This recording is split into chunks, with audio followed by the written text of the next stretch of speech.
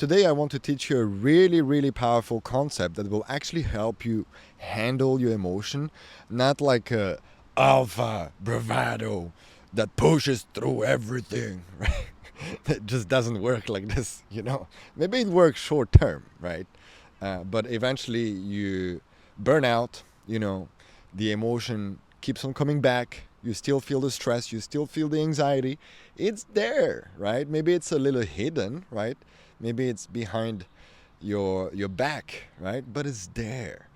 So instead of, you know, avoiding your emotions because anyway they are here, I want to propose you an alternative, right? And this is something that I have taught to my client recently because he was dealing with a lot of negative emotions. I'm talking like, you know, feeling a lot of stress at work, feeling like he has to people please other people because he doesn't want to be let down, you know, he doesn't want to get rejected, you know, so he's constantly like in fight or flight mode, basically. And it's really hard when you're in this stage in your life where your emotions control you in many, many ways, right? You act compulsively, you do things that maybe you don't really want to do, like jerking off to porn, or maybe not approaching the cutie that you see in the supermarket, and the list goes on and on and on, right? So the practice is called non-resistance to your emotions, feelings, and sensations. What does it mean? In very simple word, what you want to do is whenever you have or experience an emotion, you want to just allow it to be in your body. Do not do anything about it just yet, right? Because the problem with the way you handle your emotions is that as soon as you feel a negative emotion, the first impulse is to resist it, is to push it away.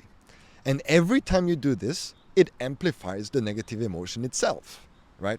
So this strategy is just not working.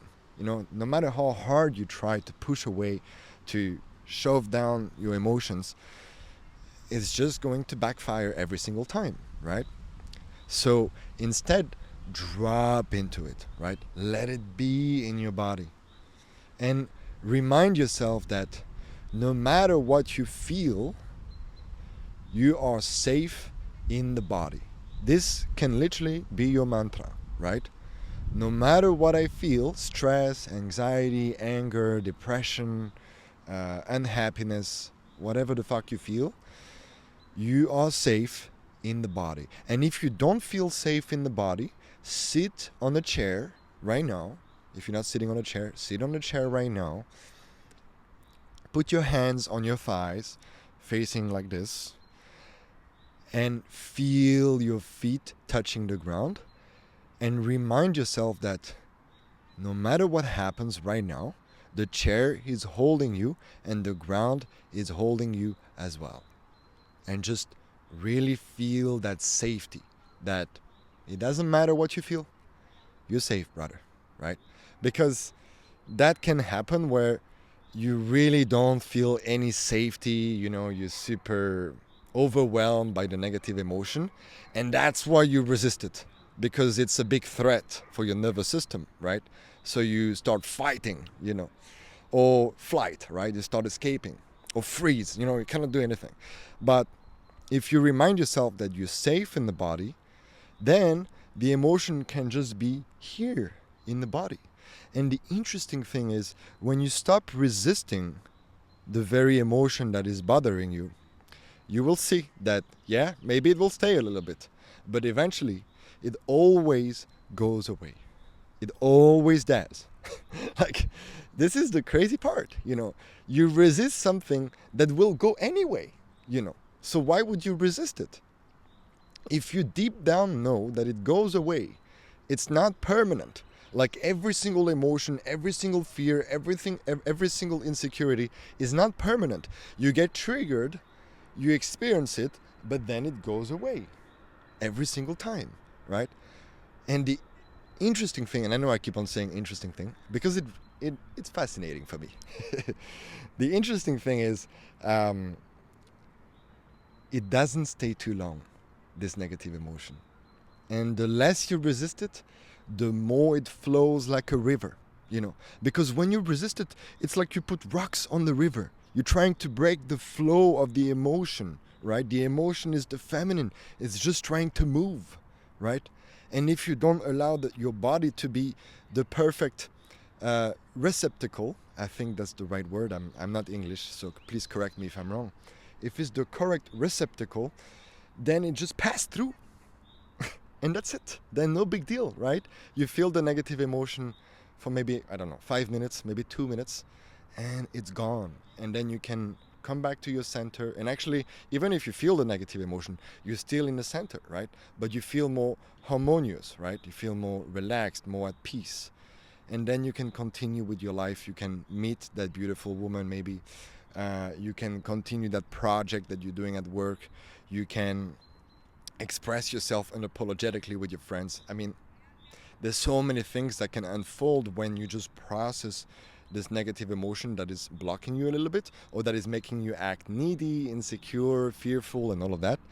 And then you can just really be confident, be masculine, and really feel attractive as well, right, in your own skin.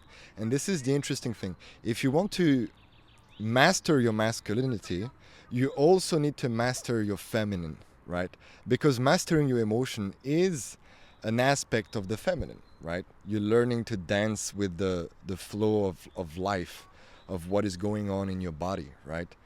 And most guys don't want to do this. It's too uncomfortable, it's too scary, it's too feminine. Like, oh, I'm not this kind of guy, I'm a stoic, right?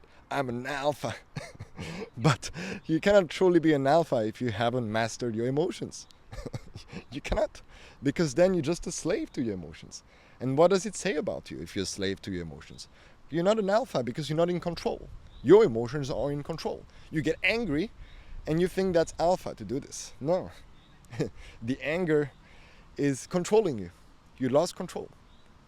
Anyway, just a few thoughts. This is after doing a session with the client. I'm helping him overcoming the nice guy syndrome. And actually, I have just launched a very, very special program called Put Some Respect on My Name program. It's a complete framework that will help you go from nice guy, like really dealing with the nice guy syndrome of people pleasing, not feeling like you're truly in your power, right? Feeling like you have to say yes sometime when you mean no, and all of this basically. So I take you from that to being truly confident, speaking your truth, having strong and healthy and compassionate boundaries, leading without overthinking, without doubting yourself, and a bunch of other stuff. So if you're interested, you can message me on Facebook or Instagram, Nice Guy. I'll send you all the details. It's actually a very affordable program. It's a seven-week program, so pretty short. And we go really, really deep into the nice guy syndrome, and we actually rewrite all the limiting beliefs that you have around being a nice guy and all of this. And we just fully flip this so that you embody real confidence, masculinity, and feel actually attractive in your own skin. Thank you. I see you, my brother.